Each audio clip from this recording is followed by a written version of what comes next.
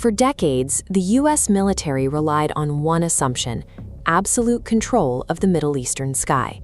In a single afternoon, that was shattered.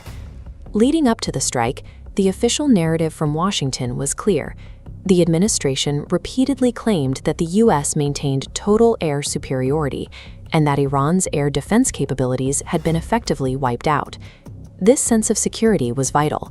The current war spans multiple fronts, and U.S. and Israeli operations depend on aircraft flying unimpeded over foreign soil to strike their targets. That narrative collapsed when the Iranian military confirmed it successfully shot down 2 separate American warplanes. The gap between the political promise of total supremacy and the reality of the battlefield has suddenly and violently closed. The first confirmed loss was an Air Force A-10 Warthog. The Warthog's primary role is close air support, flying low and slow to protect Allied soldiers on the ground. Its loss removes a specific layer of protection for Allied forces operating on the surface. This map shows the Strait of Hormuz.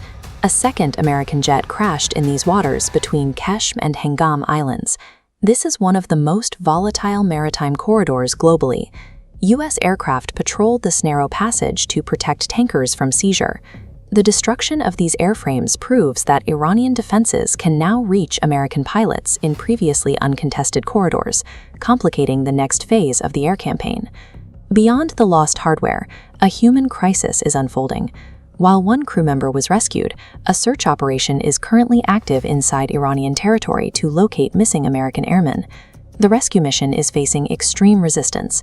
A U.S. Black Hawk helicopter taking part in the search was hit by Iranian fire, highlighting the danger for any U.S. assets entering this airspace. To bypass American countermeasures, Tehran deployed what it describes as a new advanced defense system, a capability that U.S. intelligence appears to have underestimated.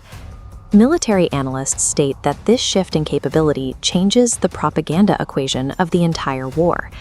For weeks, the White House has sold this conflict to the American public as a series of low-risk aerial operations. These losses remove the foundation of that argument. The prospect of a missing or captured pilot creates a vulnerability not present in drone warfare. It brings the human cost of the conflict directly into the American living room. While the loss of the jets is a tactical setback, the damage to the image of American invincibility is a broader strategic problem. Following the downing of the aircraft, the Iranian military launched a new series of offensive strikes across the region. Iranian missiles hit targets deep in central Israel, causing fires in Rosh Ayin and damaging buildings in Tel Aviv and Petah Tikva. The economic toll is mounting. The conflict has already cost Israel $112 billion, while Iranian strikes on oil refineries and water plants have sent global fuel prices higher, forcing countries like France to launch emergency loan schemes for small businesses.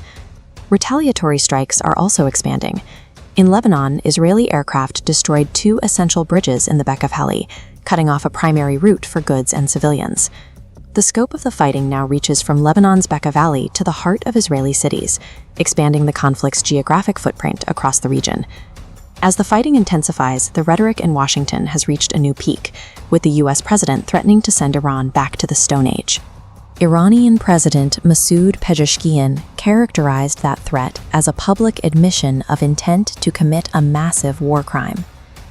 The region now faces 2 dangerous paths: a massive escalation in U.S. strikes, or a long-term crisis if the missing airmen are confirmed as captives.